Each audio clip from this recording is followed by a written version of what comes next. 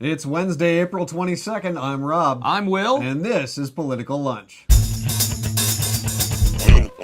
Welcome back to The Lunch. On Monday, we took a look at the recent flurry of critical comments made by Bush-era White House staffers directed at the Obama administration. Most notable, of course, was former CIA Chief Michael Hayden's response to the release of Bush administration memos concerning torture.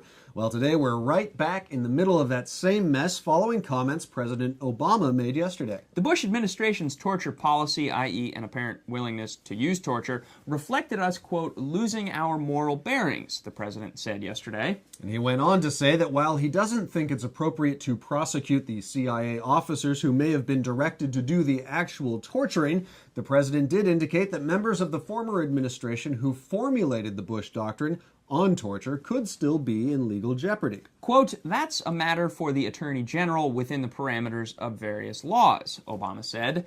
I don't want to prejudge that. Now, that statement is a notable departure from Obama's previous statements in which he indicated that members of the Bush administration would not be pursued for what may have been illegal actions. At the same time, new information has come to light regarding the extent to which members of George Bush's inner circle were directly involved with some of the more egregious examples of torture and abuse. For example, a new memo from the Senate Armed Services Committee makes a convincing case that former Defense Secretary Donald Rumsfeld had, at best, a casual attitude toward the abuse of military detainees. At worst, the Senate report makes a convincing case that Rumsfeld himself laid the groundwork for a system that allowed or even encouraged the now infamous abuse captured in pictures at Abu Ghraib prison in Iraq. Rumsfeld and the Bush administration argued that they only learned of the abuses afterwards and characterized them as the actions of a few bad apples, but this new Senate report has clearly found otherwise. Meanwhile, as this current episode was in large part brought to the forefront by Obama's declassification of those memos and the critical response from former Bush administration staffers, it's worth noting that Dick Cheney was on Fox News yesterday calling for the declassification of more CIA memos on the subject, so that the public can judge for itself whether or not torture was an effective method of gathering intelligence. And that, of course, is a curious thing to do, especially since just days before he and other Bush-era staffers were outraged that any of the classified information would be released at all. So, at the heart of the now much more real possibility that Bush administration staffers could be in legal jeopardy are three Bush White House lawyers who signed off on the so-called torture memos.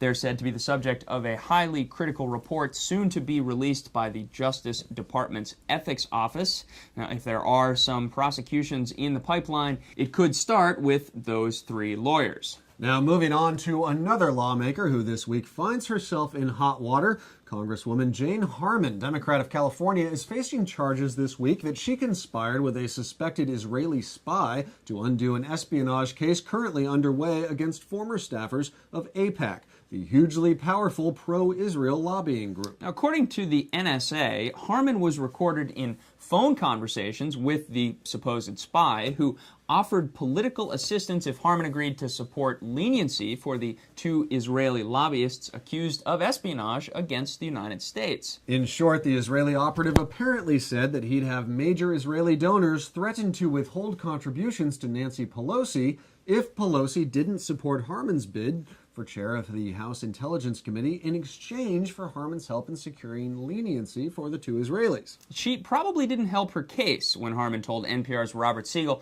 that she didn't know if she'd ever had that conversation, but today she's calling on Attorney General Eric Holder to release the full transcript of the taped conversations. We'll stay on top of that story, of course, but before we go, don't forget to visit politicallunch.com and click on events to find out more about a party we're hosting next week here in New York. We're celebrating the 2-year anniversary of Political Lunch and introducing 2 new shows, Your World in 5 Minutes and That Sports Show. So if you're here in New York, we hope you can join us. In the meantime, we'll see you right back here on Friday.